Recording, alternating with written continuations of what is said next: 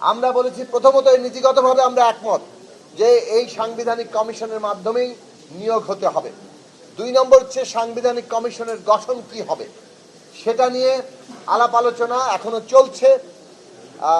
প্রথমত এই সিদ্ধান্ত তো আসা দরকার যে নীতিগতভাবে সাংবিধানিক কমিশনের মাধ্যমে এই নিয়োগগুলো হবে কিনা, সেই বিষয়ে এখনো পুরো ঐকমত্য হয়নি। আমরা আলাপ আলোচনা করছি। আমরা বলেছি যে অনুরোধ করেছি যে এই আলোচনা আজকেই শেষ না করে এই আলোচনা প্রয়োজনে আরো সময় নিয়ে করা দরকার, কেননা রাষ্ট্রের অত্যন্ত গুরুত্বপূর্ণ একটা প্রশ্ন এই প্রশ্নকে কেন্দ্র করে আবর্তিত হচ্ছে। কাজেই এই বিষয়ে সাংবিধানিক কমিশনের মাধ্যমে নিয়োগের ক্ষেত্রে আমাদের ঐকমত্যে আসা দরকার। ২ হচ্ছে এর গঠন কি হবে সেটা নিয়ে তাদের যে প্রস্তাব সে নিয়ে বিভিন্ন মত আছে, সেটা নিয়েও আমরা পরবর্তীতে আলোচনা করব। অনেকেই বলেছেন রাষ্ট্রপতি এবং প্রধান বিচারপতিকে এর বাইরে রাখার, সেই বিষয়গুলো আলোচনার মধ্যে আছে। তৃতীয় বিষয় হচ্ছে কোন কোন প্রতিষ্ঠান এর আওতাভুক্ত হবে।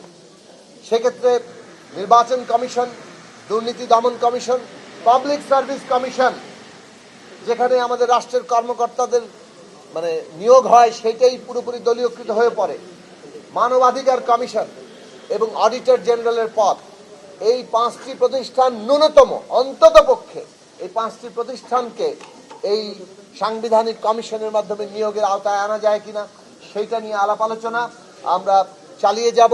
এবং এইটা বাংলাদেশের ইতিহাসে আমাদের গণতান্ত্রিক রাষ্ট্র গঠনের ক্ষেত্রে অত্যন্ত জরুরি একটি পদক্ষেপ বলে আমরা মনে করি।